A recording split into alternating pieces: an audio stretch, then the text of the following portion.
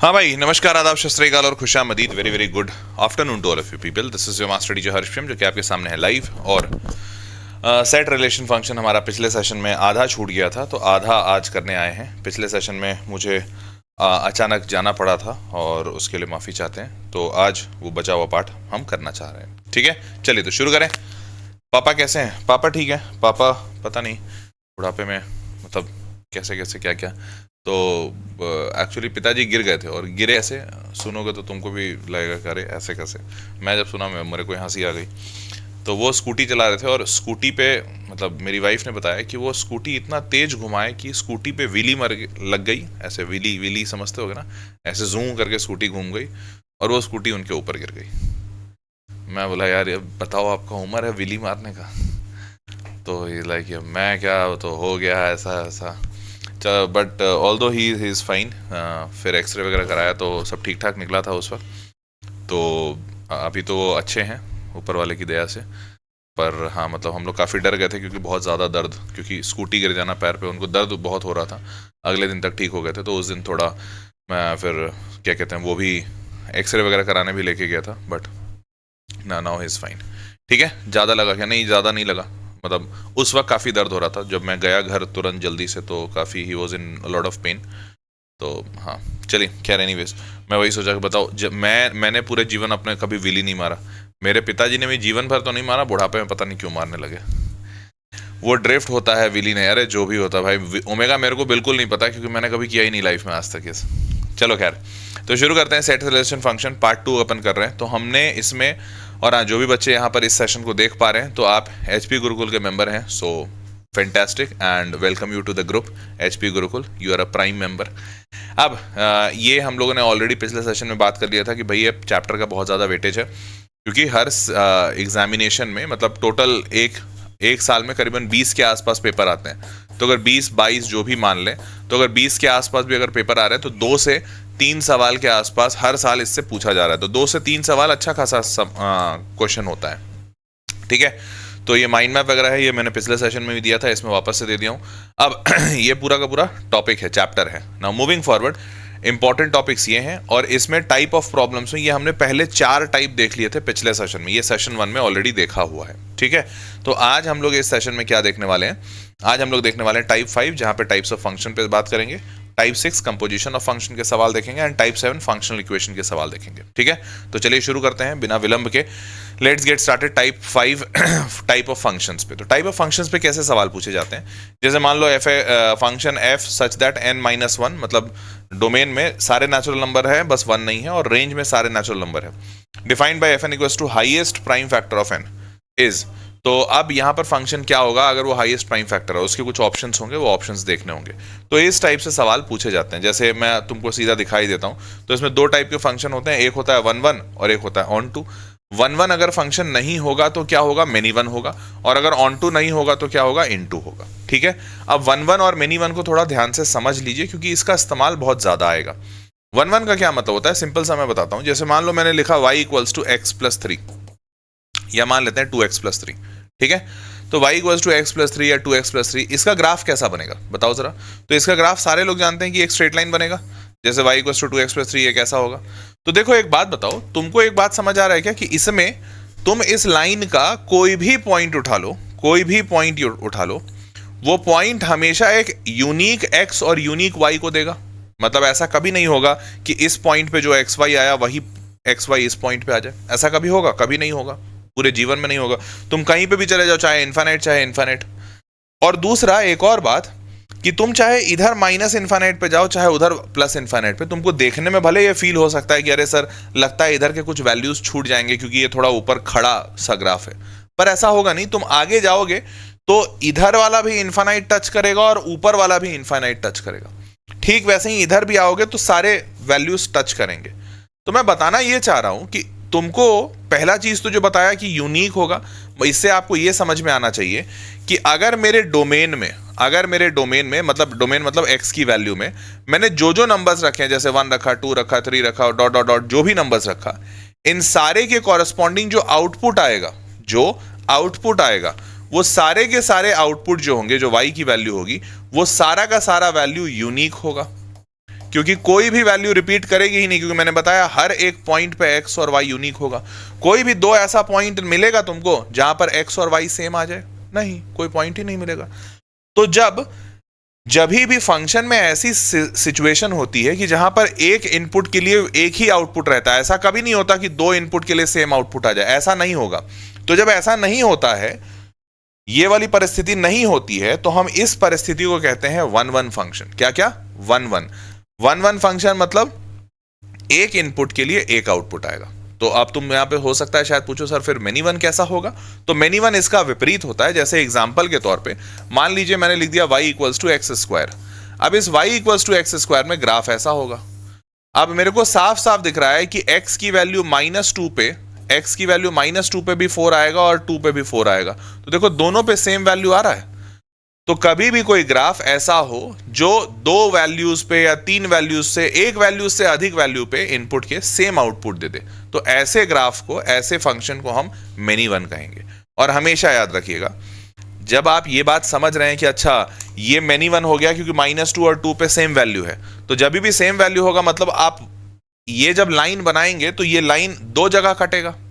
ऐसा लाइन अगर आप यहां बनाते तो सिर्फ एक ही जगह पे कटता।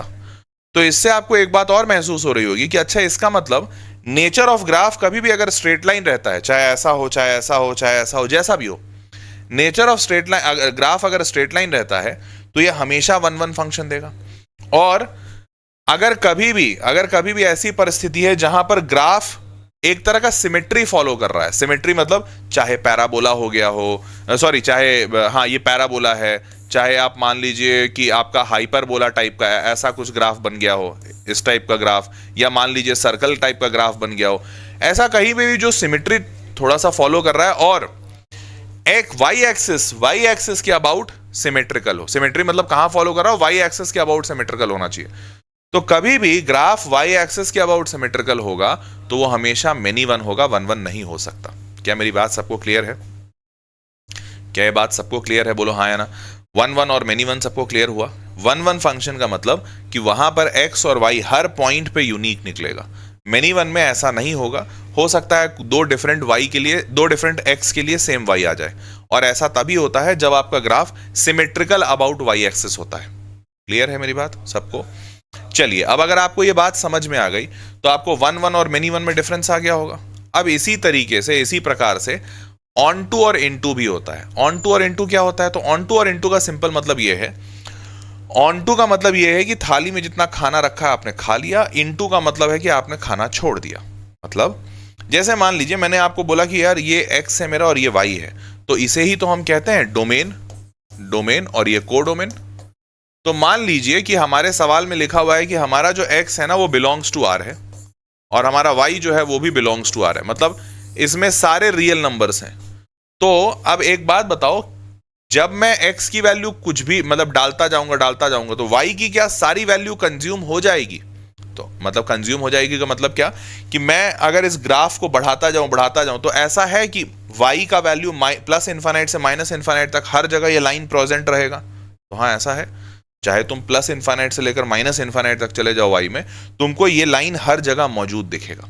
तो हर जगह मौजूद दिखेगा मतलब y की वैल्यू माइनस इन्फिनिट से प्लस इन्फिनिट में हर जगह, हर पॉइंट पे y की कुछ ना कुछ तो वैल्यू होगी।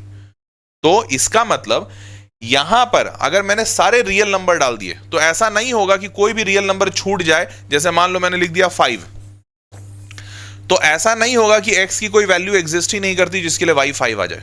होगा, कोई ना कोई तो वैल्यू होगा। जैसे अगर y को मैं 5 लिखता हूं तो इसको इधर भेजते हैं तो x की वैल्यू 1 आ रही है, मतलब 1 पे ही 5 आ जाएगा, ये आ गया 1 पे 5।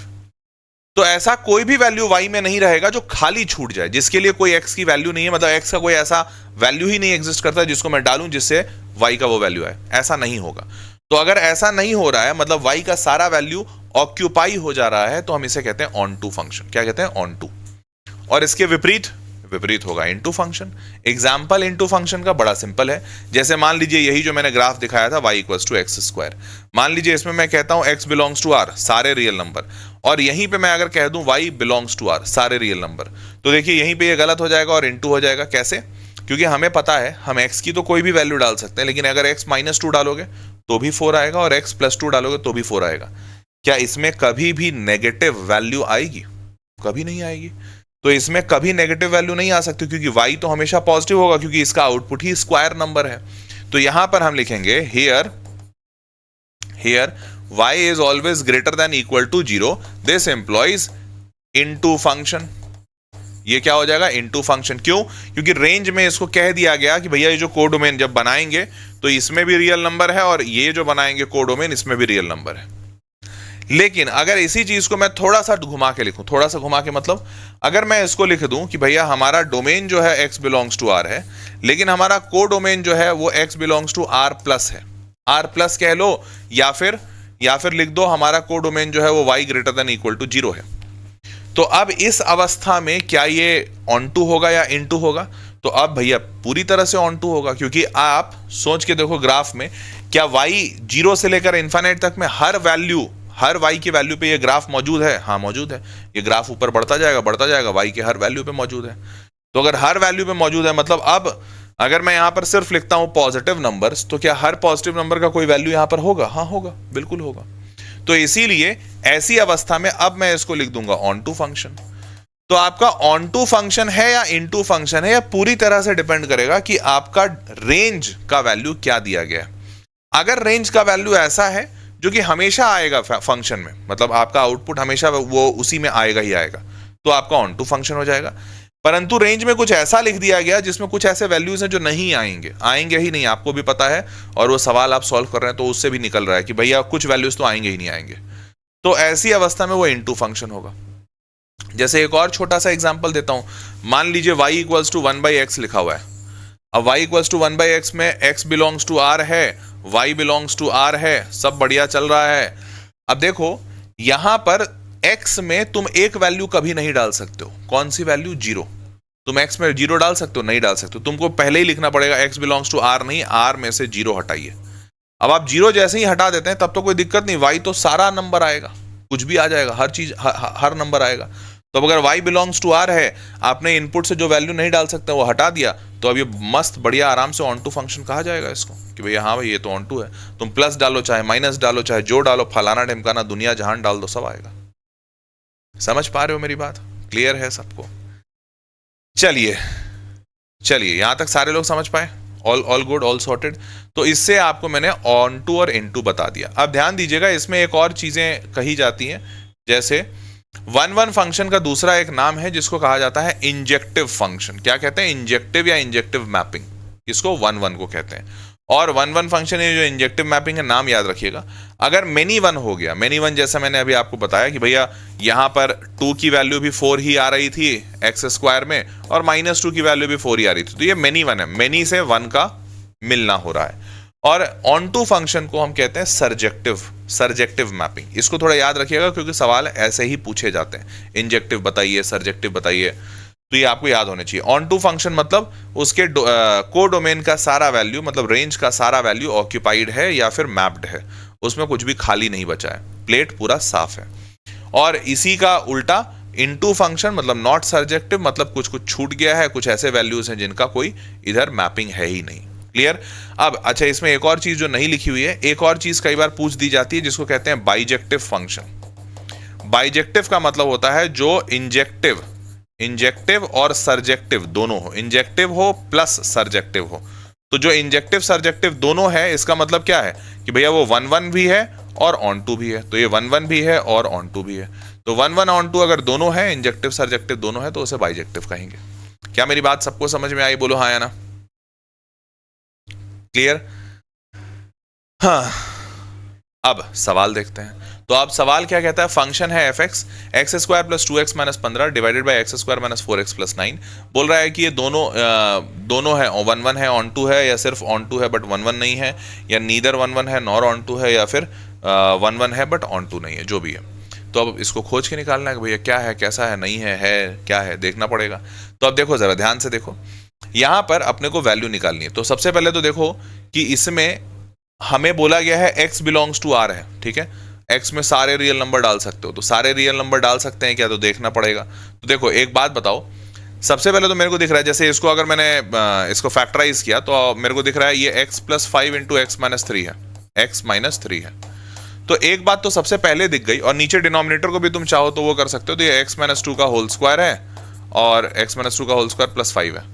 तो सबसे पहले तो मेरे को एक बात तुरंत दिख गई कि भैया अगर मैं x की वैल्यू 3 डालूंगा यहां पर तो y 0 आएगा, और उसी वक्त मैं x की वैल्यू अगर -5 डाल देता हूं तो भी y 0 आएगा। तो एक बात तो क्लियर हो गया कि भैया दो इनपुट के लिए सेम आउटपुट आ रहा है, दो इनपुट के लिए सेम आउटपुट आ रहा है। मतलब 1 1 तो नहीं हो सकता, 1 1 नहीं हो सकता, और ये भी 1 1 बट नॉट ऑन टू, ये दो ऑप्शन तो कटे। अब या तो 1 ऑन टू भी नहीं होगा या ऑन टू होगा, तो चलो ऑन टू भी चेक कर लेते हैं। अब ऑन टू के लिए यहाँ पे लगता है क्वेश्चन थोड़ा सा मिसप्रिंट है, क्योंकि y की वैल्यू इन्होंने दी नहीं, बट चलिए मान लेते हैं कि y बिलोंग्स टू r कहा होगा इन्होंने। पर y बिलोंग्स टू r अगर इन्होंने कहा होगा तो आपको भी पता है कि भाई ऑन टू में कुछ ऐसे वैल्यूज हो जाएंगे जो कभी नहीं आएंगे, कभी आएंगे ही नहीं वो वैल्यूज। तो वो वैल्यूज क्या इसमें होंगे, तो देखो बाय डिफॉल्ट अपने को पता है कि भाई जो स्क्वायर नेचर होता है ना, वो नेचर ही ऐसा होता है कि वो दो वैल्यूज पे सेम करा दे और कुछ ना कुछ वैल्यू गायब कर देगा, क्योंकि ऊपर भी क्वाड्रेटिक है नीचे भी क्वाड्रेटिक है, सॉल्व करोगे तो मोटा मोटी ऐसा ही कुछ आना है। तो इससे अपने को बाय डिफॉल्ट पता है कि यार ये ना ऐसा ही ग्राफ हमेशा देता है, क्योंकि क्वाड्रेटिक है तो क्वाड्रेटिक पैराबोलिक टाइप का ग्राफ देगा जो ऑन टू नहीं होने देगा। मतलब आउटपुट में सारे वैल्यूज आ ही नहीं सकते, कुछ ना कुछ तो वैल्यू छोड़ेगा ही छोड़ेगा। तो अब आप यहां पर चाहो तो ये समय बचा सकते हो अपना, मतलब बिना चेक किए। परंतु अगर मान लीजिए किसी बच्चे के अंदर है, नहीं सर हम तो डरते हैं सर, हम तो चेक करेंगे ही सर, आप बता दो तरीका, तो हम बता दे रहे हैं तरीका। अब तरीका क्या होगा वो देखिए। तो इसका तरीका ये हो सकता है कि आप ये वाली चीज पूरी कर लिए, और 1 1 तो नहीं है। दूसरा अब आप ये करोगे, आप y इज इक्वल्स टू लिखोगे x square plus 2x minus 15 बटा x square minus 4x plus 9। अब आप इसको इधर भेज दो और ये हो जाएगा y x square minus 4y(x) plus का 9y, और ये जो पूरा टर्म है ना इसको भी इधर ले आओ, तो इसको भी इधर लाओगे तो हो जाएगा माइनस एक्स स्क्वायर, ये इधर आकर माइनस का 2x और ये इधर आके प्लस का 15, और अब उधर कुछ नहीं बचा तो 0 हो गया। क्लियर। अब यहां पर वापस से एक्स स्क्वायर में क्वाड्रेटिक बनाओ और y जहां जहां पर है उसको कोएफिशिएंट ले लो। तो जैसे इन दोनों में एक्स स्क्वायर कॉमन लिया तो क्या बचेगा, यहाँ पे बचेगा y माइनस 1। फिर इन दोनों में x कॉमन ले लो और 2 भी कॉमन ले लो, तो -2 मैंने कॉमन ले लिया, क्या बचा y प्लस 1, नहीं 2y plus 1, sorry 2y plus 1 और टाइम्स x, और इन दोनों में प्लस 9y प्लस 15। अब एक बात बताओ, हमें एक बात तो पता है x बिलोंग्स टू रियल है, तो अगर x बिलोंग्स टू रियल है मतलब इसका discriminant greater than equal to 0 होना चाहिए। दो रूट्स तो आएंगे ही आएंगे, पक्की बात है। तो discriminant greater than equal to 0 होना चाहिए। तो अगर d greater than equal to 0 करोगे तो यहां से तुमको दिख रहा है क्या, -2 इंटू 2y प्लस 1, ये b का square minus 4a into C must be greater than equal to 0, y minus 1 greater than 9y plus 15 is greater than equal to 0। अब एक बात बताओ, मैं अभी इसको पूरा सॉल्व नहीं कर रहा हूं, पर क्या तुमको ये बात महसूस हो रहा है कि जब तुम इसको सॉल्व करोगे तो यहां से y का कुछ वैल्यू आएगा। ये एक तरह का क्वाड्रेटिक इक्वेशन ही है, क्योंकि ये पूरा सॉल्व होगा तो तुमको नहीं लग रहा क्वाड्रेटिक में जब हम करते थे ग्रेटर देन इक्वल टू 0 और लेस देन इक्वल टू 0 तो उसमें एक रेंज आता था, हम लोग नंबर लाइन बनाते थे और इस पे ये कोई एक रूट अल्फा, ये बीटा, अब between the roots negative, outside positive, तो अब मेरे को पॉजिटिव चाहिए तो मेरे को इधर से इधर की वैल्यू। तो उस केस में क्या होगा, यही होगा ना कि अल्फा से बीटा की बीच की वैल्यू नहीं चुनी जाएगी, होगा नहीं होगा। तो अल्फा से बीटा के बीच की जब वैल्यू नहीं चुनी जाएगी मतलब वो वाली वैल्यू रहेगा ही, वो वाली वैल्यू खाली रह जाएगी आपके रेंज वाले में सेक्शन में। तो क्या ये इनटू होगा या ऑन टू होगा, साफ साफ इनटू होगा, क्योंकि ऑन टू हो नहीं सकता, ऑन टू में तो सारे वैल्यूज ऑक्यूपाइड होने चाहिए। तो ये सारे वैल्यूज ऑक्यूपाइड होंगे तो ऑन टू होगा, पर यहाँ पर अल्फा से बीटा के बीच की वैल्यूज छूट जाएगी क्योंकि अपने को पॉजिटिव चाहिए। तो मैंने वैल्यू पूरी नहीं निकाली बट आपको तरीका समझा दिया, and hence answer would be neither 1 1 nor onto. क्या ये सबको समझ में आया, बोलो हाँ या ना। सर बेसिक कैलकुलेशन में प्रॉब्लम होती है तो ठीक है, तो भैया इसके लिए प्रैक्टिस कीजिए। और एक रिक्वेस्ट है सबसे, भाई देखो स्पैम ना करो, क्योंकि तुम्हें तो प्रीमियम मेंबरशिप में लाया ही इसलिए गया है कि तुम्हारी बातें सुनी जाएंगी और तुमको स्पैम नहीं करना है। मतलब तुम भी शांति से पढ़ना चाहते हो, दूसरों को भी पढ़ने देना चाहते हो, तो भाई स्पैम ना करो। और दूसरी बात, ये तो वो वाली बात हो गई ना यार, जैसे तुम बोलो सर बेसिक कैलकुलेशन में प्रॉब्लम होती है, तो भाई उसका क्या तरीका हो सकता है, एक ही तरीका, पढ़ाई करो। अब जैसे कोई इट्स जस्ट लाइक कोई आदमी आके बोल रहा है यार सर पैसा बहुत कमाना है लेकिन मेहनत करने में बहुत मतलब कष्ट होता है। भाई मेहनत करने में कष्ट होता है तो क्या कर सकते हैं, पैसा कमाना है तो मेहनत तो करना ही पड़ेगा। तो भाई ये ऐसे सवालों का कोई जवाब नहीं होता। सर पढ़ने का मन नहीं कर रहा, सर कुछ बताइए क्या करें। तो बेटा ऐसा करो, पान खाओ, और क्या कर सकते हैं, या किराने की दुकान पे बैठ जाओ और किराना बेचो। तो भैया कुछ चीज़ों का जवाब नहीं होता। चलिए आगे बढ़ते हैं। सर मॉडर्न फिजिक्स की क्लास डफ नहीं है क्या? क्लास डफ नहीं है क्या? पता नहीं क्या क्या बोलते रहते हो तुम लोग, समझ में ही नहीं आता है। आगे बढ़ते हैं। अगला सवाल देखो, जेईई मेंस 2024 का। अब ध्यान से देखना है इसको। ये सब अच्छा, ये पिछला वाला सवाल सबको समझ में आया? एक बार चैट बॉक्स में जल्दी बता दो हाँ या ना। सबको समझ में आया? चलो बहुत बढ़िया। सबको, चलिए अगर सबको समझ में आया तो वो वेरी गुड। चलो वेरी गुड, अगर सबको समझ में आया तो अब आगे बढ़ते हैं। अब जेईई मेंस 2024 का ये सवाल देखो। कहता है function F such that n-1 से n है, मतलब डोमेन में नेचुरल नंबर डालेंगे, सारे नेचुरल नंबर है, बस 1 नहीं है, और आउटपुट में मतलब रेंज में नेचुरल नंबर सारे हैं। F N equals to the highest prime factor of N. क्या बोला कि एफ एन ऐसा है कि ये हाईएस्ट प्राइम फैक्टर होगा एन का, मतलब एफ के अंदर आप 1 नहीं डाल सकते हो, 1 के अलावा 2 डाल सकते हो, 3 डाल सकते हो, 4 डाल सकते हो, 5 डाल सकते हो, 6 डाल सकते हो, 7 डाल सकते हो, एंड सो ऑन। अब एक बात बताओ, ये 2 डालोगे तो जो भी अंदर नंबर डालोगे द हाईएस्ट प्राइम फैक्टर उस नंबर का लिखना है, तो आउटपुट आएगा जो अंदर नंबर है उसका सबसे बड़ा प्राइम फैक्टर। तो 2 तो खुद ही प्राइम फैक्टर है तो आउटपुट 2 आ जाएगा। 3 खुद ही प्राइम फैक्टर है, 3 आ जाएगा। पर 4 खुद प्राइम नंबर नहीं है, 4 का प्राइम फैक्टर 2 है, सबसे बड़ा प्राइम फैक्टर तो 2 ही है, तो ये आउटपुट 2 आएगा। 5 प्राइम नंबर है, 6 का 2 प्राइम फैक्टर है, 2 और 3, तो सबसे बड़ा वाला प्राइम फैक्टर मतलब 3। तो तुमको एक बात समझ में आ रहा है क्या? पहला कि भैया यहाँ पे 2 पे भी 2 ही आया है, 4 पे भी 2 ही आया है, मतलब मल्टीपल इनपुट के लिए सेम आउटपुट। तो आप ये बात समझ पा रहे हैं क्या कि अच्छा यहाँ पे 2 होगा और यहाँ पे 4 होगा, पर दोनों जाकर मिलेंगे 2 से ही, मतलब 1-1 है कि मैनी 1 है? साफ साफ दिख रहा है, तो 1-1 है ही नहीं, मैनी 1 है, तो ये 1-1 नहीं है, 1-1 नहीं है। और ऑन 2 है क्या? अब देखो ऑन 2 में भी साफ दिख रहा है, क्या इसका आउटपुट कभी भी 4 आएगा?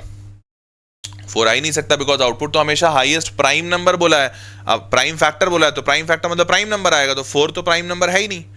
और हमें कहा है कि भैया रेंज में सारे नेचुरल नंबर हैं, तो सारे नेचुरल नंबर है, मतलब अगर यहाँ पर 4 भी बैठा रहेगा, बट 4 तो किसी का प्राइम फैक्टर होता ही नहीं है ना, तो 4 तो कभी आएगा ही नहीं आंसर, मतलब ये हमेशा खाली छूट जाएगा। तो ये ऑन 2 भी नहीं होगा, क्योंकि ऑन 2 का मतलब यहाँ पे सारे वैल्यूज ऑक्यूपाइड होने चाहिए, तो ये ना ही 1-1 है और ना ही ऑन 2 है, हेंस आंसर बिकम्स बी। समझ पा रहे हो? जेईई 2024 सेम टाइप का पैटर्न दिखा, जेईई 2024 वैसा ही सेम क्वेश्चन, जेईई 2024 वैसा ही सेम क्वेश्चन दिख रहा है। आगे बढ़ते हैं। अगला सवाल JEE 2022, function F such that N से एन, मतलब डोमेन में भी नेचुरल नंबर, आउटपुट में भी, रेंज में भी natural number, be defined by ऐसा। अब देखो यहाँ पर ना फंक्शन कॉम्प्लेक्स कर दिया, समझ ही नहीं आ रहा है, ये 2n है, n-1 है, n+1/2 है, लेकिन जब 2n रहेगा तो n की वैल्यू आप सिर्फ 2, 4, 6, 8 डाल सकते हैं। जब n-1 रहेगा तो आप n की वैल्यू सिर्फ 3, 7, 11, 15 डाल सकते हैं। जब n+1/2 रहेगा तो फिर आप n की वैल्यू सिर्फ 1, 5, 9, 13 डाल सकते हैं। अब पूछा है बताइए इसमें 1-1 होगा कि ऑन 2 होगा? अब यार ये कैसे बताएं, ये तो कॉम्प्लेक्स कर दिया। तो पहला तो ये समझो कि अब ऐसे सवालों को सॉल्व करने का एक ही तरीका हो सकता है, रैंडमली वैल्यू निकालिए। रैंडमली वैल्यू कैसे निकालिए? जैसे पहला वाला देखिए, अब अगर आप पहला वाला देखेंगे, एफ एन में लिख रहा हूं, तो एफ एन वाले में पहले वाले में आप n2 डालिए, तो n2 डालेंगे तो 4 आएगा, n4 डालिएगा तो 8 आएगा, फिर 6 डालिएगा 12, फिर 16, फिर डॉट डॉट डॉट डॉट। तो ये पहले 4 वैल्यूज के लिए मैंने निकाल लिया। अब ठीक वैसे ही दूसरे वाले में पहले 4 के लिए निकालियो, तो 3 डालोगे तो 3 - 1 2, 3 फिर 7 - 1 6, फिर 11 - 1 10, फिर 15 - 1 14, ठीक है, डॉट डॉट डॉट। उसके बाद 1 5 9 13, इसमें भी निकाल लीजिए। 1 डालेंगे तो 1 + 1 2, 2 / 2 1, फिर 5 डालिएगा तो 6/2 3, फिर 9 डालिएगा तो 9 + 1 10/2, 10/2 मतलब 5। उसके बाद 13 डालिएगा तो 14/2 7। तो यहाँ पर मेरे को क्या दिख रहा है, 1 3 5 7, मतलब ये तो पूरे ऑड नंबर का सीरीज है। 1 आया, फिर 3 आया, फिर 5 आया, फिर 7 आया, तो आगे 9 आएगा, 11 आएगा, सो ऑन। तो ऑड नंबर्स तो सारे हमारे पास आ गए आउटपुट में। अब इवन नंबर्स अगर सारे आ जाएं तो ये जस्टिफाई हो जाएगा कि हाँ भैया सारे नेचुरल नंबर है। अब इवन नंबर्स कैसे हैं? तो 2 4 6 8 10 12 14 16, मतलब ये दोनों मिला के सारे इवन नंबर्स भी आ गए अपने पास। तो अच्छा, इसका मतलब आउटपुट में हर वैल्यू सिक्योर्ड है। तो भैया अगर आउटपुट में हर वैल्यू सिक्योर्ड है, मतलब आउटपुट में हर वैल्यू का मैपिंग है, तो एक बात तो पक्की है कि भैया फंक्शन ऑन टू है। अब 1 1 है कि नहीं है, तो देखो जाहिर सी बात है, यहाँ पे जितने भी इनपुट तुमको दिखे, कोई भी इनपुट रिपीटेड दिखा क्या? मेरे को तो नहीं दिखा। देखो जैसे 2 4 6 8, फिर 1 3 5 7 9 11 13 15, कोई भी इनपुट रिपीटेड नहीं है, और हर इनपुट पे डिफरेंट आउटपुट आ रहा है, तो इसका मतलब कुछ रिपीटेड भी नहीं है और ये ऑन टू भी है, तो 1 1 ऑन टू दोनों हो गए, hence answer becomes 1 1 but not on two, neither 1 1 and on two दोनों। Answer is D. क्या ये बात सबको समझ में आई? बोलो जल्दी हाँ या ना। सबको समझ में आया? और अगर समझ आया तो एक और बात महसूस करो, देखो जेई 2022 में कैसा सवाल पूछा, थोड़ा सा ऐसा कॉम्प्लेक्स थोड़ा फंक्शन को बनाने की कोशिश किया, पर सवाल आसान था और आखिरी में 1 1 एंड ऑन टू पूछा। फिर इससे 2 साल बाद 2024 में क्या किया, सारे सवाल जो पूछे वो नीदर 1 1 नॉर ऑन टू के पूछ दिए। अब हो सकता है 2025 में ऐसे सवाल पूछ दे जहां पे 1 1 हो लेकिन ऑन टू नहीं हो, या फिर ऑन टू हो लेकिन 1 1 नहीं हो, पर घुमा फिरा के इसी पे सवाल पूछ रहा है और हर साल पूछ रहा है। तो आपको इसको अच्छे से तैयार करके जाना है। इसके थोड़े और सवाल बना लीजिएगा ताकि अलग अलग टाइप के फंक्शन दिखें तो भी आप डरे ना। क्लियर? आगे बढ़ते हैं भाई। अगला, अब देखो जेई 2024 का सवाल कहता है a is equals to X comma Y such that 2x plus 3y 23 है और x y दोनों नेचुरल नंबर है। अब b जो है वो x comma Y X such that x comma Y belongs to a। ठीक है, तो सबसे पहले ये जो दिया हुआ है ना, इसमें क्या रहा है कि भैया a जो सेट है वो ऐसा है जो इसको सेटिस्फाई कर दे, 2x प्लस 3y 23 और x और y नेचुरल नंबर होने चाहिए। और फिर कहता है b जो सेट है उसमें x आएगा, सिर्फ x, और कौन सा वाला x? ऐसा वाला x जो x comma Y belongs to a, मतलब यहां पर जो आएगा ना वैल्यू, इसमें सारे वैल्यूज की x जो होगी वही सारा वैल्यू होगा b में। ठीक है, अब थोड़ा सा कॉम्प्लिकेटेड तुमको फील हो सकता है, लेकिन मैं एक बार सॉल्व करता हूं तो ज्यादा अच्छा समझ आएगा। तो आप सबसे पहले क्या करो, देखो तुम्हारे पास 2x प्लस 3y है और बराबर 23 है, और आपको ही पता है कि जब सिर्फ एक इक्वेशन हो लेकिन अननोन 2 हो, तो ऐसे में हिट एंड ट्रायल ही काम करेगा। अब हिट एंड ट्रायल में देखो तुमको एक अच्छी बात है कि नेचुरल नंबर बोल दिया गया, तो आप सारे नेचुरल नंबर डालिए। अब देखो राइट हैंड साइड में ऑड है, मतलब लेफ्ट हैंड साइड भी ऑड होना चाहिए। अब लेफ्ट हैंड साइड में 2 तो किसी को ऑड बना ही नहीं पाएगा, क्योंकि 2 का नेचर ही इवन है, मतलब 3 ऑड बना सकता है। अब 3 1 जा 3 ऑड रहेगा, लेकिन 3 2 जा 6 हो जाएगा, तो वो तो इवन हो जाएगा। मतलब y की वैल्यू मैं कभी भी इवन नहीं डालूंगा। अगर मैं y की वैल्यू इवन डाल देता हूं तो फिर ये भी इवन ऑड के बराबर आएगा नहीं। समझ गए? तो मैं क्या कर रहा हूं, मैं यहां से वैल्यू लेके चल रहा हूं।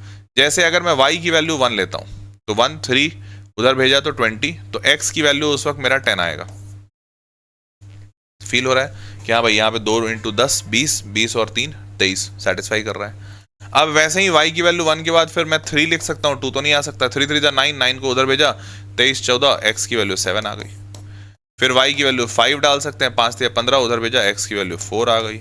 फिर y इज इक्वल्स टू 5 के बाद 7 डाल सकते हैं, 7 3 21 और x की वैल्यू 1 आ गई।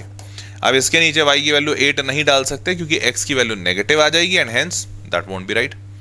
तो हमारे पास 4 पॉसिबिलिटीज मिली, मतलब a का हमको पूरा सेट मिल गया। 10, 1 7, 3, देखो a क्या मिला, 10, 1 पहला, फिर 7, 3, फिर उसके बाद 4, 5, 1, 7, 4, 5 एंड देन 1, 7। क्लियर है? क्लियर है सबको? तो देखो a हमारा बन गया। अब जैसे ही हमारे पास a बन गया, a में 4 एलिमेंट्स हैं, एक एलिमेंट 2 3 4 एलिमेंट है।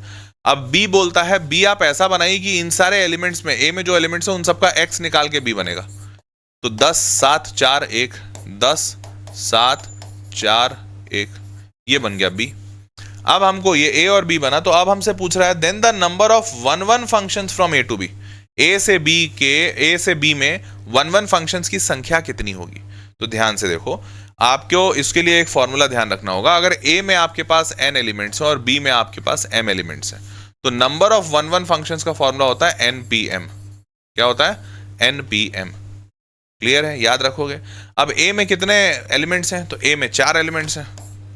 a में देखो 4 एलिमेंट्स हैं, 1 2 3 4, और b में कितने हैं? वो भी 4, 1 2 3 4, तो 4p4 आएगा आपका आंसर। 4p4 तो 4 फैक्टोरियल और नीचे n - r, मतलब 4 -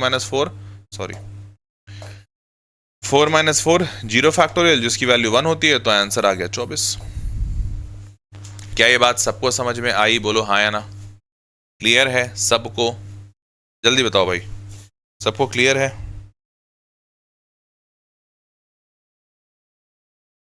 जल्दी बोल दो भाई।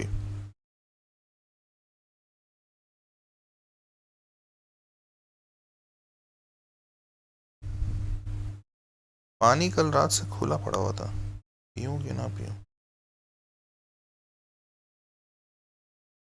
सेफ नहीं लग रहा है, पानी मंगा लेता हूँ। एक मिनट, हाँ जल्दी बताओ, सबको समझ में आया? यश थोड़ा पानी देना। हाँ ये बोतल में पानी रखा हुआ है, खराब है शायद, कल का है, फेंक देना। आगे बढ़ते हैं। चल भाई, अगर सबको समझ में आया तो अब अगले सवाल की ओर बढ़ते हैं। तो करेक्ट आंसर 24 आ गया। अब देखो, अब आ गया अपना टाइप 6।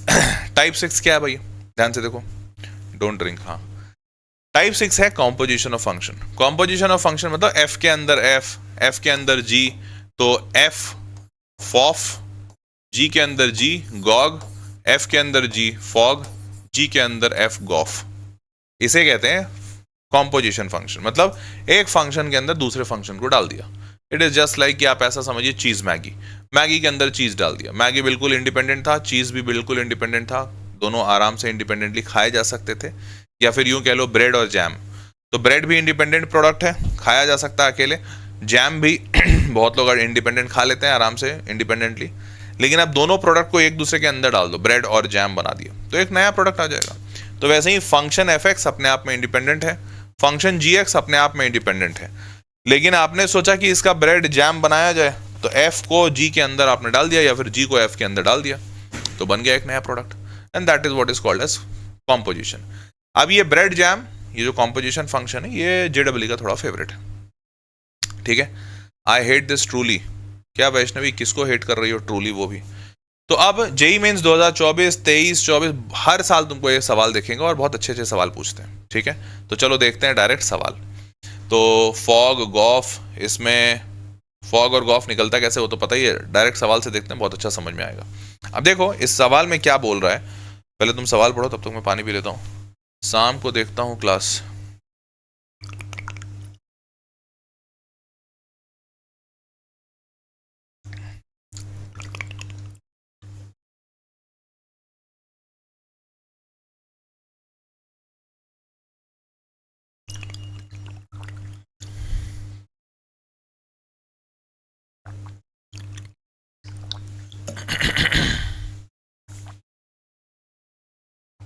चल भाई, नेक्स्ट मूविंग फॉरवर्ड। अब देखो इसमें कह रहा है कि f एक फंक्शन है जिसका डोमेन दिया हुआ है कि सारे रियल नंबर डाल सकते हैं, पर -1/2 नहीं डाल सकते। क्यों नहीं डाल सकते? जाहिर सी बात है, यहाँ 1/2 डालोगे डिनोमिनेटर 0 हो जाएगा। वैसे ही कह रहा है g है r -5/2, मतलब सारे रियल नंबर्स डाल दीजिए, बस -5/2 मत डालिएगा क्योंकि यही 0 हो जाएगा, ठीक है। तो एफ एक्स जी एक्स है, then the domain of the function fog. तो f के अंदर g डाल दिया गया, तो अब बताइए डोमेन क्या होगा। तो f के अंदर g डालोगे कैसे, पहले तो ये समझो। तो f और x के जगह पे आपको gx लिख देना है, इसी को कहते हैं f ऑफ g। तो इसका मतलब हर x के जगह पे, जैसे 2x है तो 2gx हो जाएगा +3 बटा 2x है तो फिर यहाँ पे 2gx हो गया +1। अब gx क्या है, तो gx ये फंक्शन उठा के डाल दीजिए। 2 फंक्शन क्या है, सॉरी gx फंक्शन क्या है, मॉड x +1 ब्रैकेट में ले लेते हैं, डिवाइडेड बाई 2x + 5। ये है सिर्फ gx प्लस का 3 होल डिवाइडेड बाई 2gx, तो 2gx के जगह पे मॉड x +1 और होल डिवाइडेड बाई 2x + 5 + 3, ठीक है, क्लियर है ना। मूविंग फॉरवर्ड ये आपको समझ में आया f ऑफ gx। अब आप इसको सॉल्व करेंगे तो सॉल्व करके इसकी वैल्यू भी आ जाएगी। तो ये फॉग है, यहाँ से सॉल्व करते हैं, फॉग इज इक्वल्स टू, तो 2 mod x और 6x, तो 2 mod x प्लस 6x और 5 दिया 15 और 2 17 प्लस का 17 और होल डिवाइड में 2 mod x plus 6x, 2 mod x, गलती लिखा हूँ सॉरी, 3 नहीं है, नीचे 1 है, डिनोमिनेटर 1 है ना। 2 mod x plus 2x, 2 mod x plus 2x plus 5 और 2 7, ये आ गया हमारा फॉग।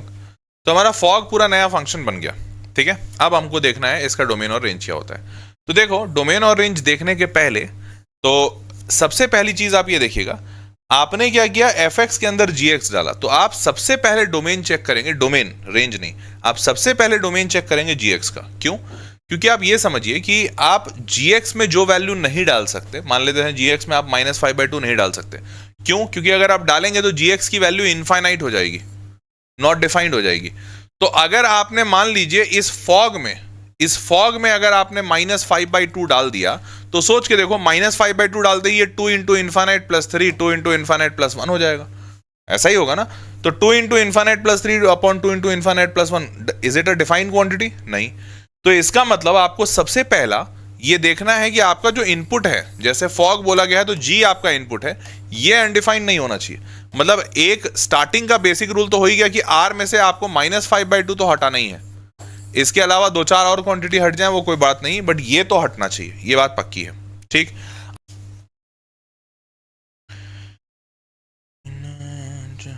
हाँ भाई आ गया क्या? सारे लोग मेरे को देख पा रहे हैं, सुन पा रहे हैं, समझ पा रहे हैं, महसूस कर पा रहे हैं, फील कर पा रहे हैं, सुगंध ले पा रहे हैं? यस और नो? सब बढ़िया? चलिए, सब बढ़िया।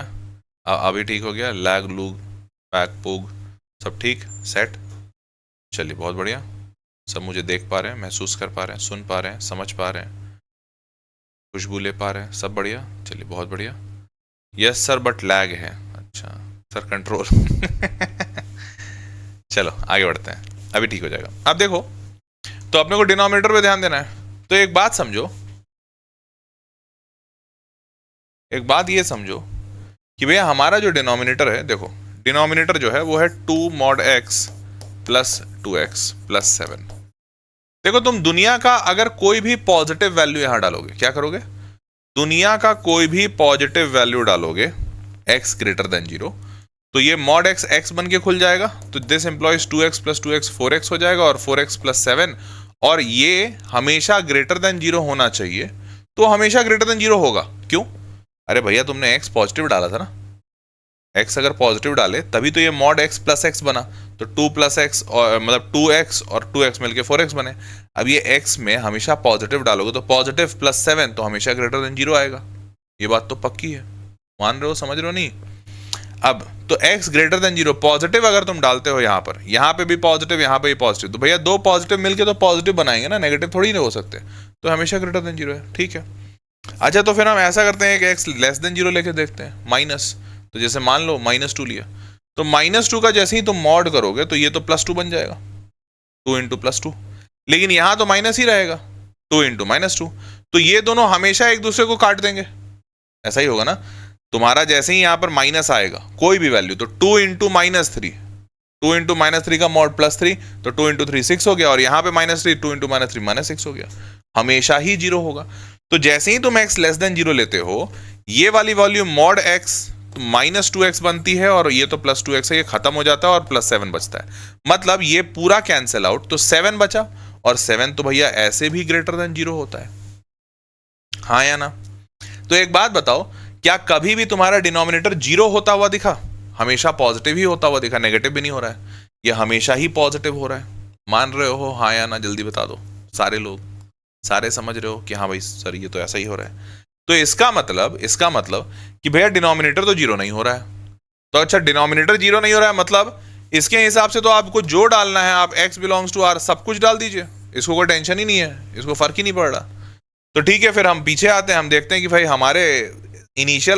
हमारा डोमेन क्या था? तो इनिशियल डोमेन था कि r -5/2 नहीं डाल सकते, वो डालेंगे तो गड़बड़ा जाएगा, तो हेंस हमें -5/2 नहीं डालना है, और इस फंक्शन से हमें कोई दिक्कत नहीं है। तो अब हमारा डोमेन ऑफ द फंक्शन, तो डोमेन ऑफ द फंक्शन सारे रियल नंबर, बस -5/2 नहीं डालेगा।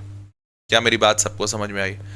सारे रियल नंबर डाल सकते हो, बस -5/2 नहीं डालोगे, और वो भी इसलिए नहीं कि ये इस फंक्शन में -5/2 सेटिस्फाई नहीं कर रहा है, यहाँ कर रहा है, पर -5/2 डालते ही ये इनफाइनाइट हो जाएगा, और ये इनफाइनाइट हो जाएगा तो f of gx मतलब 2 infinite plus 3 upon 2 infinite plus 1 हो जाएगा, मतलब ये फंडामेंटली गलत हो जाएगा। तो इसीलिए हम -5/2 नहीं डालेंगे, तो रियल नंबर एक्सेप्ट -5/2।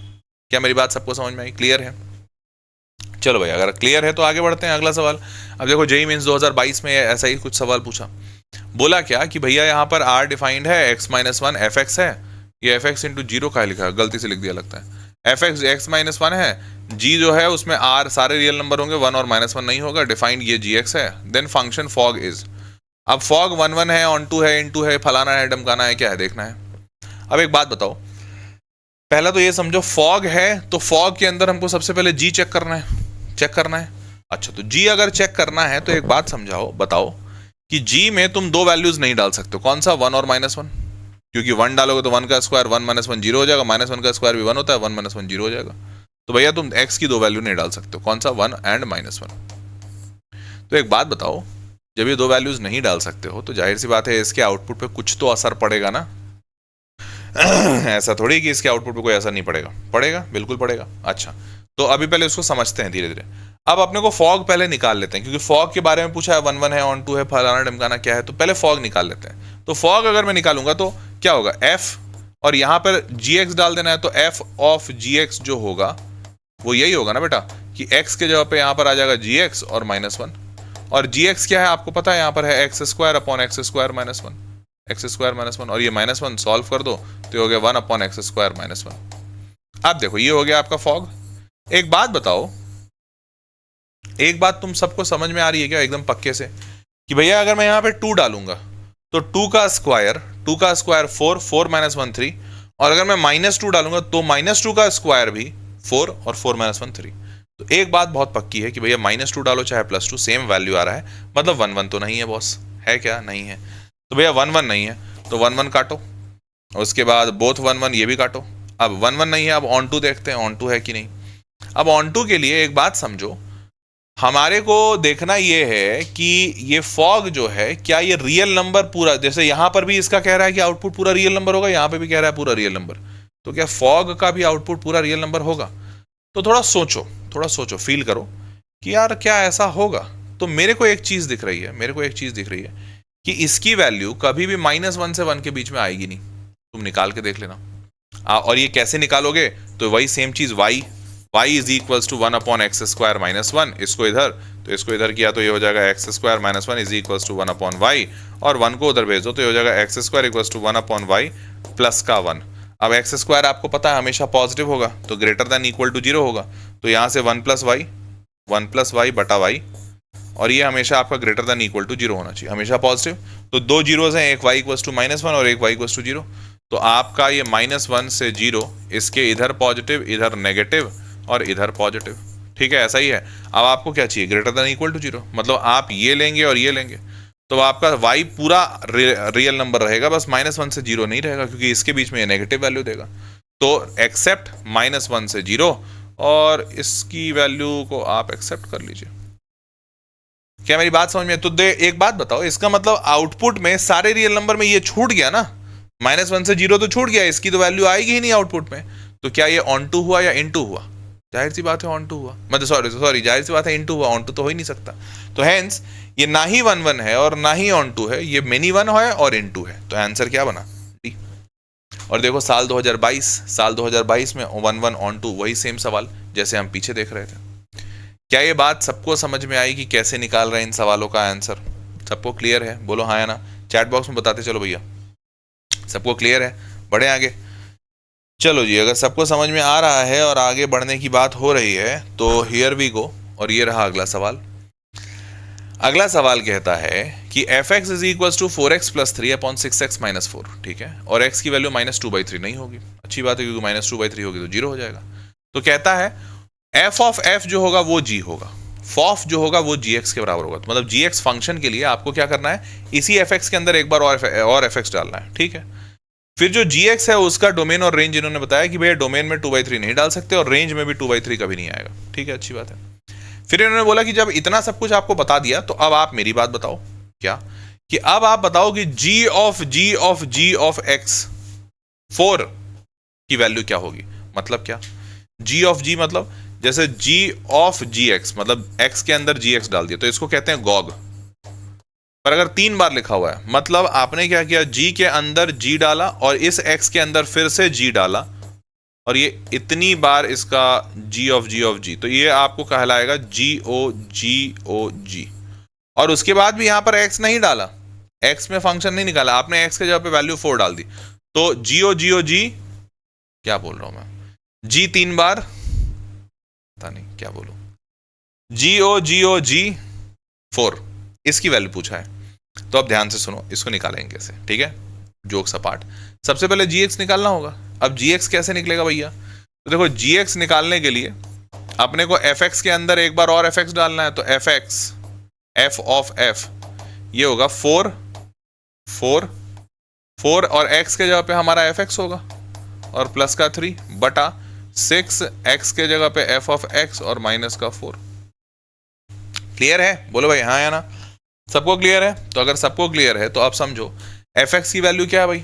तो ये हो जाएगा 4, और एफ एक्स की वैल्यू है 4x प्लस 3 बटा 6x माइनस 4, और प्लस का 3 और बटा 6 एफ एक्स है यहाँ पे 4x प्लस 3 बटा 6x माइनस 4 और माइनस का 4। ऐसा ही है। अब ऐसा करते हैं, इसको सॉल्व करते हैं। तो सॉल्व करेंगे तो if I am not wrong, 16 और 18, 18 और 16, 18 18 36, 36 34, 34x आ रहा है, और 4 तिया 12, 4 तिया 12, नहीं 1 मिनट, 4 चौके 16 और 6 तिया 18, 18 और 16 34, 34 ही किया ना, 34।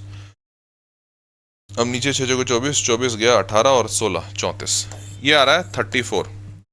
करके देख लेना, ये जो एफ ऑफ एफ या जी एक्स जिसको हमने कहा, ये हमारा वैल्यू सॉल्व होकर एक्स आ रहा है। मतलब आप जब इसको पूरा सॉल्व करेंगे ना, तो सॉल्व करके इसकी वैल्यू आउटपुट एक्स आ रही है, ठीक है। तो इसका मतलब हमारा जो जी एक्स है वो है एक्स। अब एक बात बताओ, जी एक्स जब एक्स हो जाए तो जी के अंदर वापस से तुम अगर जी एक्स डालोगे तो क्या आएगा? यहाँ पे आउटपुट जी एक्स आ जाएगा, क्योंकि एक्स के जगह पे तुमने जी एक्स डाल दिया, और जी एक्स की वैल्यू क्या थी? एक्स। फिर अगर तुम एक बार और डालोगे जी ऑफ एक्स, तो भी क्या होगा? फिर से एक्स के जगह पे जी एक्स आ जाएगा, और जी एक्स की वैल्यू फिर से एक्स। मतलब आप तुम जितने बार जी डालो हर बार आंसर एक्स। तो अगर हर बार इसका आंसर एक्स आ रहा है और एक्स के जगह पे इसने 4 डाल दिया, तो वैल्यू क्या आ गई? 4। इससे ज्यादा आसान कुछ हो सकता था क्या? तो एंस आंसर बिकम्स 4। क्या ये सबको समझ में आया? बोलो हाँ या ना। क्लियर है सबको? सबको समझ में आया? पक्का पक्का? चलिए जी, अगर सबको समझ में आया तो वेरी गुड, बल्ले बल्ले। आगे बढ़ते हैं अगले सवाल पे।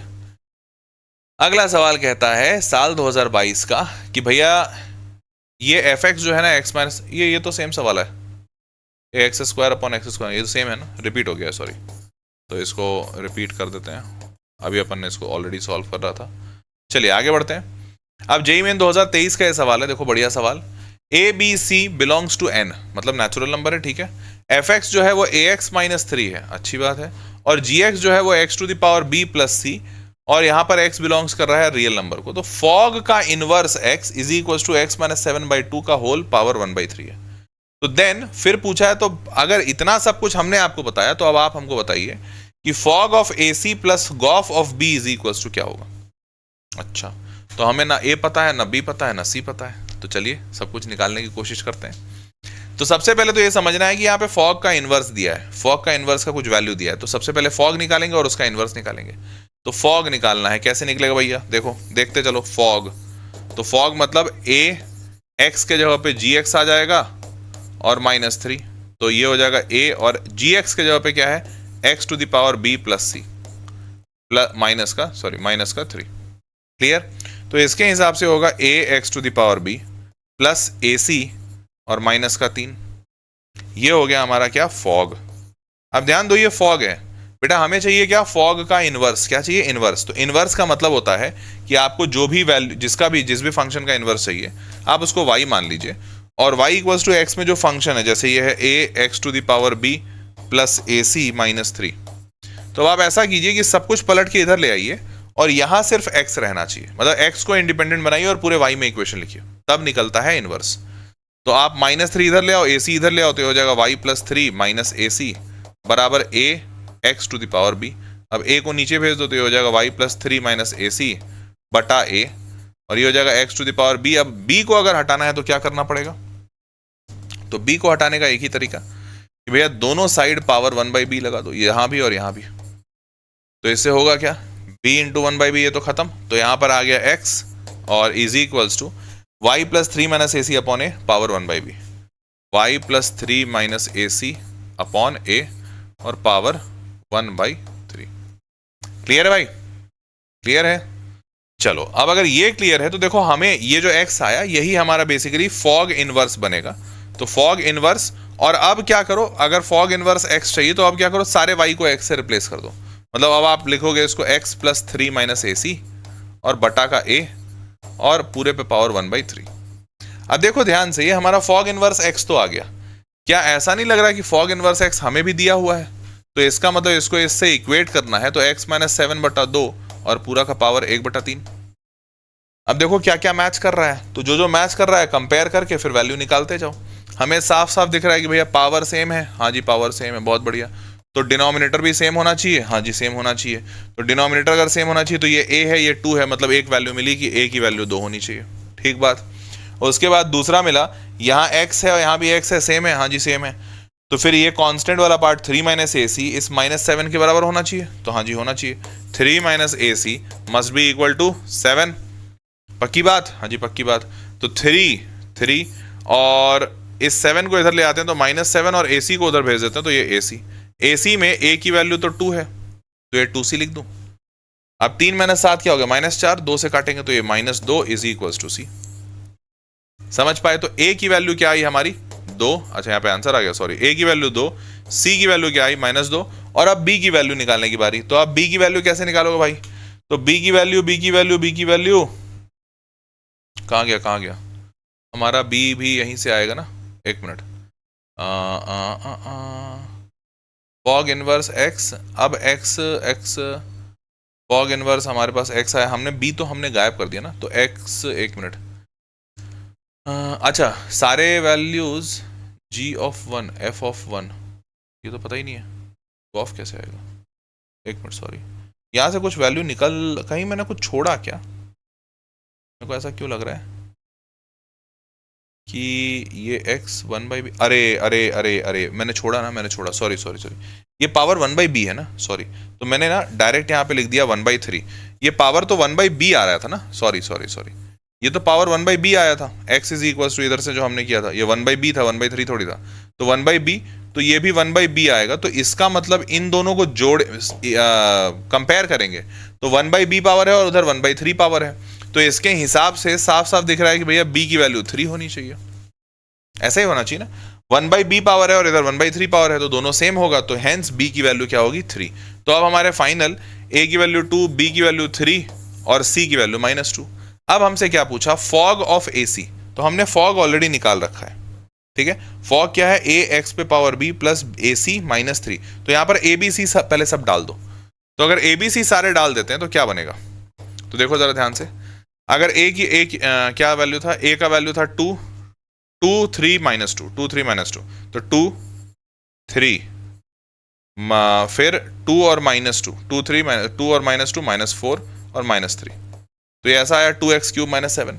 तो हमारा फॉग क्या आया, फॉग 2x³ -7। इसमें अपने को AC डालना है, तो अभी पहले फॉग लिख रहे हैं, फिर गॉफ लिखना है। तो देखो जरा ध्यान से, गॉफ अपन ने निकाला नहीं, निकाल लेते हैं। तो G के अंदर F डालना है, तो भैया G है हमारा x पे पावर, गॉफ कैसे लिखेंगे ध्यान से देखो, गॉफ लिखेंगे ये x जहां पर है इसके अंदर fx डाल देंगे, तो fx पे पावर आ जाएगा b और प्लस c आ जाएगा। ठीक है, अब ध्यान से AC की वैल्यू क्या होगी, तो AC की वैल्यू साफ साफ दिख रही है, AC की वैल्यू है -4, ऐसा है ना -4। तो इसमें x की वैल्यू -4 डालो, तो 2 × -4 का होल क्यूब -7 प्लस, अब यहाँ fx की वैल्यू डालो। fx क्या है भैया, a 2 था तो 2x -3, तो fx क्या है 2x -3 और इस पूरे का पावर b क्या है अपने पास 3 प्लस c क्या है अपने पास -2, तो c -2 यहाँ पे लिख दो -2। ठीक है, अब इस गॉफ में क्या डालना था अपने को, b, गॉफ में क्या डालना था b, तो b डालना, मतलब अब यहाँ x पे क्या डालोगे b, तो मतलब x पे 3 डालो, तो 2 3 जा 6 -3 पावर 3 -2 प्लस यहाँ पे -7 और -4 का क्यूब 64 -64 और 2 -128। सही है भाई, बोलो -128 -7, मैंने कुछ गलत तो नहीं किया? C 5 है, अरे मैंने कुछ गलत कर दिया, हाय राम। C कैसे 5 आया, 3 - AC = अच्छा +7 नहीं -7, अरे यार बाई मिस्टेक, 3 और 7 हो गए, सॉरी, माय बैड, मैं क्या कर दिया। तो ये हो गया 5, सही बात है। तो अगर C5 हो गया तो ये प्लस का 5 आया, तो इसके हिसाब से बड़ी सारी चीज़ें बदल जाएंगी। तो यहाँ पे C5 था ना, तो ये तो 2x³ सही है। 5 2 इंटू 5 होगा, तो 2 इंटू 5 10, 10 माइनस 3 7, प्लस का 7 आ रहा है, सॉरी आई राम। ये देखो एक छोटी सी गलती कितना बड़ा नुकसान कर देती है।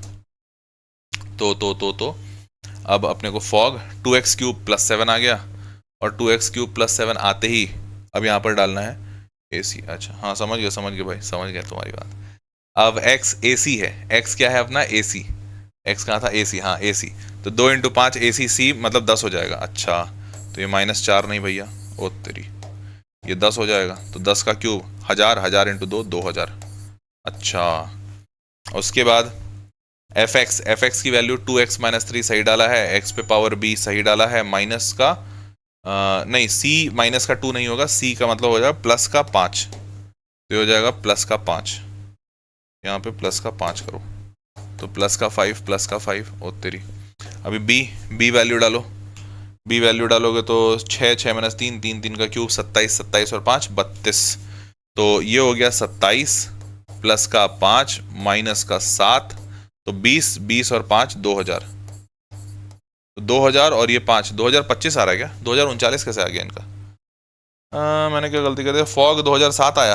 अच्छा प्लस का 7 होगा ना, वेरी सॉरी मेरी फिर से ये गलती है, यहाँ पे +7 है, ये +7 होगा, सॉरी। तो अगर ये +7 हो गया तो 2007, अच्छा ठीक है, फिर तो सारे प्लस ही हो जाएंगे, ये प्लस हो गया 2000 2007 2027 34 और 5 39, 2039 आ रहा है आंसर। भाई थोड़ा लंबा सवाल था और दूसरा थोड़ा ज़्यादा पेचीदा था, नंबर्स बहुत सारे घुसे हुए थे, थोड़ा सा गलती अगर हो जाता है भाई देखो मेरे पास तो ऑप्शन है कि मेरे को तुमने ही बता दिया, या फिर मैं भी खोज लेता कि हाँ ठीक है गलती कहाँ हुई है, पर ये मेरे पास फ़ायदा इसलिए क्योंकि मैं टीचर हूँ। हाँ ज़रूर, अगर मैं भी ये एग्ज़ाम दे रहा होता तो मेरे लिए बहुत नुकसान वाली बात होती है अगर मैं सिली मिस्टेक करता, जो कि आप भी करते हो। तो हैंस सिली मिस्टेक को कम करना बेहद ज़रूरी होगा, और इसके लिए एक ही तरीका है कि मन शांत होकर, दिमाग शांत होकर, शांति से आप सवाल बनाएं। क्लियर, बढ़े आगे। चलो भैया, तो ये आ गया 2039, और इस तरीके से हमने टाइप 6 कंप्लीट किया। बढ़े आगे अब अगले सवाल, अगले टाइप की ओर। ये आखिरी टाइप है, ये आखिरी टाइप है हमारा फंक्शनल इक्वेशन। कौन सा इक्वेशन? Functional equation. अब ये फंक्शनल इक्वेशंस में क्या है, तो देखो फंक्शनल इक्वेशन में ना कुछ टाइप के इक्वेशंस आपको ऑलरेडी ध्यान में याद कराए जाते हैं, जैसे दिलाए जाते हैं। जैसे मान लो ये लिखा हुआ है f of m plus n equals to f of m plus f of n होगा। अब ये ऐसा तभी हो सकता है जब f of x आपका, मान लेते हैं f of m लिख लो या x लिखो, चलो m लिख लेते हैं, ये कोई फंक्शन है k टाइम्स m का। तो अगर मान लीजिए आप यहाँ पर f of m plus n लिखते हैं तो हो जाएगा k times m plus n, इसका मतलब k टाइम्स m और प्लस k टाइम्स n। तो तुमको ऐसा नहीं लग रहा k टाइम्स m मतलब f of m है और k टाइम्स n मतलब f of n है? समझ रहे हो?